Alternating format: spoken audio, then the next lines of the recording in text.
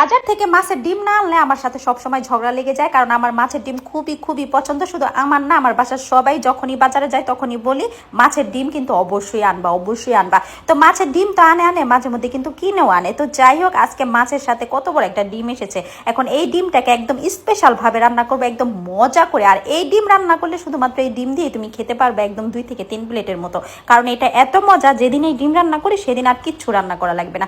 তো যাই হোক, ডিমটাকে ভালো করে ধুয়ে পরিষ্কার করে নিয়েছি, তারপর একদম সুন্দর করে একদম কষলিয়ে নিলাম। ডিমের সাথে যে পাতলা আবরণটা থাকে সেটা সুন্দর করে কষলিয়ে কষলিয়ে একদম পাকলাটাকে ফেলে দিবা। তারপর এখানে পাটাপুতার সাথে চলে যাবা। এখানে কয়েকটা শুকনা মরিচ নিয়েছি একটুখানি রসুন, মানে আস্ত রসুন নিয়েছি। আস্ত রসুন লাগবে না, আমি অল্প একটু নিয়েছি। তারপর দিয়ে দিতে হবে কাঁচা জিরা, দিয়ে দিতে হবে কাঁচা ধনিয়া, তারপর কয়েকটা গোলমরিচ দিয়ে দিতে হবে। তারপর সুন্দর করে অল্প একটু পানি দিয়ে একদম মিহি মিহি মিহি মিহি করে বেটে নিতে হবে। তুমি চাইলে কিন্তু এই বাটা মশলা কিন্তু তুমি ব্লেন্ডারও সুন্দর করে মশলাটা ব্লেন্ড করে নিতে পারো। আর যারা আমার ফ্যান ফলোয়ার আছো, আমার ভিডিও দেখো, তারা তো জানোই আমি সবসময় বাটা মশলা পছন্দ করি। একটু কষ্ট হইলেও আমার কাছে বাটা মশলাটা আমার ভালো লাগে। আর এখন আর আমার কষ্ট হয় না, আমার কাছে মনে হয় বাটাতেই অনেক বেশি সহজ। তো যাই হোক, তারপরে এখানে রসুনটাকে আমি সুন্দর করে থেতলিয়ে বেটে নিলাম।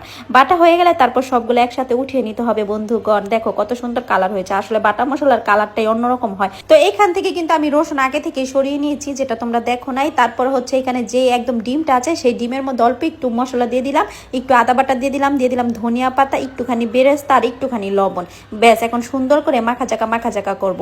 দেখো তাজা ডিম হইলে একদম সুন্দর, মানে একদম হাতের সাথে লেগে যায়, মানে অত বেশি আঠালো হয় না। যেটা বাসি ডিম হলে একদম পাতলা ঝোলের মতো হয়ে যায়। তো যাই হোক, এইভাবে বুঝবা কোনটা তাজা কোনটা বাসি। তো যাই হোক, মাখা চাকা হয়ে গেলে একটা ফ্রাই প্যান নিব, ফ্রাই প্যানের মধ্যে তেল দিব, তেলের মধ্যে সুন্দর করে ডিমটা ছেড়ে দিয়ে এখন সুন্দর করে একদম বিছিয়ে পরোটার মতো দিয়ে দিব। দিয়ে এখন উল্টিয়ে পাল্টিয়ে চিত করে হগল ভাবে জিনিসটাকে একদম ভাজা ভাজা করে নিব। এখানে কিন্তু ডিমটা উল্টাতে পারবা না, একটা প্লেট উপরে দিয়ে সুন্দর করে উল্টিয়ে নিবা। এটা একটা টেকনিক ডিম উল্টানোর। তো যাই হোক, তোমরা অনেকেই জানো এই টেকনিক। এখানে ডিমটা হয়ে গেলে সুন্দর করে আমি কুচি করে একদম কেটে নিয়েছি ঠান্ডা করে। তারপরে এখানে আমি একটা ফ্রাই প্যানে তেল দিব, তেলের মধ্যে পেঁয়াজ কুচিয়ে দিব। তারপর যে মশলাটা বাকি ছিল সেটা দিয়ে দিব এখানে আদা বাটা। তারপর এখানে সুন্দর করে জিনিসটাকে একদম ভাজা ভাজা করে নিব। তারপর এখানে একটু হলুদের গুঁড়া দিয়ে দিব, চাইলে একটু মরিচের গুঁড়া দিয়ে দিতে পারো। তারপর দিয়ে দিতে হবে একটুখানি গরম মশলার গুঁড়া। তারপর লবণ দিয়ে সুন্দর করে অল্প একটু পানি দিয়ে একদম মশলাটাকে ভালো করে কষিয়ে নিতে হবে। যত বেশি কষাবে তরকারি তত বেশি মজা হবে, তত বেশি তোমার প্রশংসা করবে গাইস। তো যাই হোক, একদম মশলা ভালো করে কষানো হয়ে গেলে ডিমগুলো আমি কেটে নিয়েছি, সেটা তো বলেছি, সেটা সুন্দর করে দিয়ে দিবা। দিয়ে এখন উল্টিয়ে পাল্টিয়ে লাড়াচাড়া করবা। 2 থেকে 3 মিনিটের মতো ঝোলের সাথে সুন্দর করে একদম ডিমটাকে কষিয়ে নিবা। কষানো হয়ে গেলে এখানে পর্যাপ্ত পরিমাণে পানি দিবা, যতটুকু ঝোল তোমার দরকার। ডিমে কিন্তু ঝোল অনেকখানি খেয়ে ফেলে।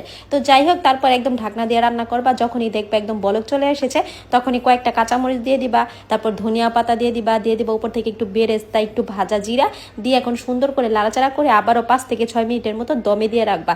যখনই ঝোলটা তোমার কাছে মনে হবে পারফেক্ট, ঠিক তখনই সুন্দর করে নামিয়ে নিবা। দেখো কত সুন্দর হয়েছে, একদমই মাংসর মতো লাগে। কি বলবো, এত মজা লাগে, মানে ঝোলটা দিয়ে অনেকখানি ভাত খাওয়া যায়। তো যাই হোক, একদম সুন্দর মতো রান্না হয়ে গেলে একদম গরম গরম ভাতের সাথে খাবো। আজকে আর সময় নাই, কারণ ভাত খেতে বসে পড়েছি। তো আজকের জন্য টাটা, বাই বাই, আসসালামু আলাইকুম, আল্লাহ হাফেজ।